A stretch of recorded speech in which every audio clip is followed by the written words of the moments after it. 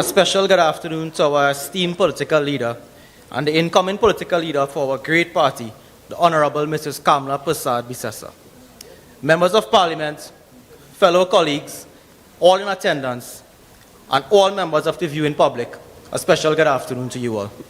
Brothers and sisters, I want to take this opportunity to remind you all that you have the power, and never forget that. It will take all of us to return Kamla Persad-Bissessar to continue leading and guiding this party into the future and into government come 2025. It was under her leadership that we saw an increase in the number of corporations held by the UNC and broke into the San Fernando City Corporation, which was long considered and impenetrable by the PNM. When re-elected into office, it will be under her astute leadership that the San Fernando City Corporation will come back home to the United National Congress. I would like to remind you all, the people of Trinidad and Tobago, it was Mrs. Kamla Persad-Bissessar that repeatedly warned us what would happen if we put back this Keith Rowley PNM regime in power. Just as she said, we are seeing it daily, the effects of our decision. So, I encourage you all to return visionary leadership to the office of political leader of the United National Congress. It cannot be disputed that we have a leader that understands and cares for the people of Trinidad and Tobago. This is the same leader who was newly minted into office in 2010, who then got up immediately, put her boots on, and went in the flood-affected areas, because she is a leader that cares. A leader that cares. Never forget that, ladies and gentlemen. Never forget Cabinet Note number 1, the Children's Life Fund, which has now been diluted because of this venomous PNM government. I would like to use this opportunity to thank the political leader for giving me, a young person, an opportunity to serve, as well as thank you all for standing here and supporting Mrs. Kamla Persad-Bissessar. Ladies and gentlemen, unity is essential to any organization and is critical to advancement and progression. I call on all of you to stand together, stand united, and give your full support to Kamla Persad-Bissessar and the STAR team come June 26th. Take a minute.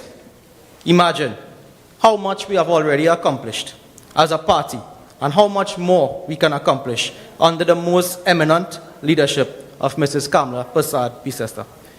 We are in destitute times under this callous and careless government, but we will bring good governance back to sweet Trinidad and Tobago under the caring leadership of Kamla Persad-Bissessar.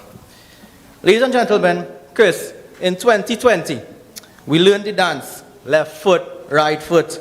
You all remember that dance? But in 2022, my political leader, Mrs. Kamla Persad-Bissessar, and our team will teach a new step to the Keith Rowley PNM regime and his band of misfits. Macamillan, I know you're watching. Killer, I know you're watching. The steps are, come down from there, Rowley. Long live Kamla Persad-Bissessar. God bless you all. Good night. UNC, John, Lee, Munilal, Tanku, Amin, Sobers, Mohit, Hussein, Sylvester, Gosai, Ratuam, Morris, Butram, Badam, Zaku, Roberts. Obika. 17 candidates. One leader.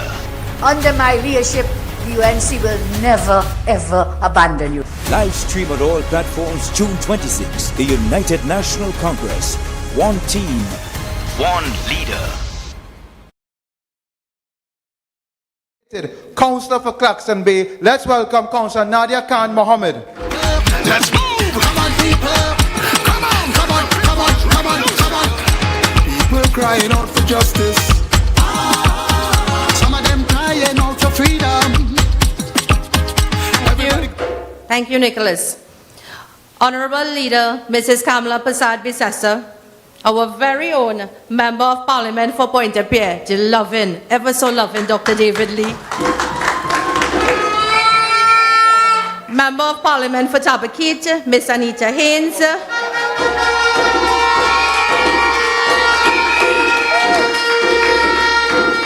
Member of Parliament Parliament for Oroput East and the Lion, Dr. Rudal Monilal.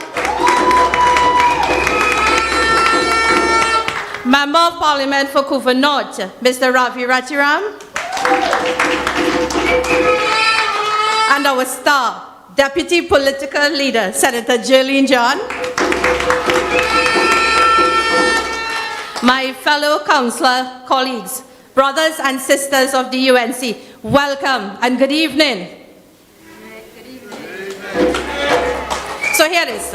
Before I say why I and how I feel about my political leader, we had to change something here. I find you all too quiet here tonight. This is not how Pointe-a-Pierre behaves. Come on, Pointe-a-Pierre, we have a bumper of speakers here tonight. Our political leader is coming here tonight. You need to show her a warm welcome.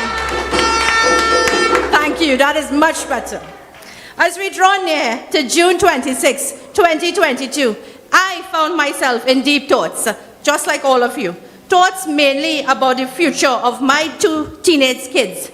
Thoughts about the future of my family. Thoughts about the future of you all, my Burgesses, and by extension, thoughts of the future of Trinidad and Tobago. Having undertaken all these introspection, there is no leader whom I can fully endorse wholeheartedly other than the Honorable Kamla Persad-Bissessar to lead us to a successful future.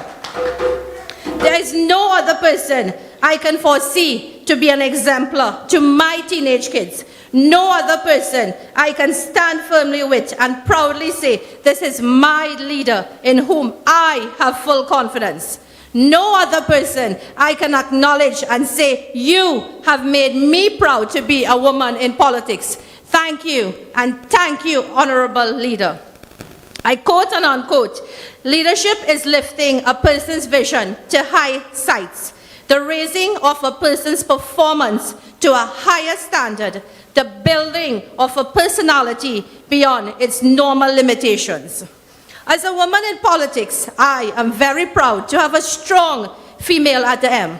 It's time for gender equality, right, men? And also time to encourage and produce more women in politics. Our honorable leader has been an inspiration to me, and I'm quite certain my other female and male colleagues will attest to this. She has been and continues to be the leader whom propel us all as individuals and as a party to achieve great things we did not know that we were capable of. And because of her leadership, I can stand here today and address you all affirmatively and confidently. Because of her leadership style, more and more women from all walks of life have shown interest in serving our nation or just speaking out on issues that affect them. She has given us a voice to be heard and not to be silenced, a voice to bring awareness to gender issues and equality, a voice to demand a seat to the proverbial table, and most of all, a voice to demand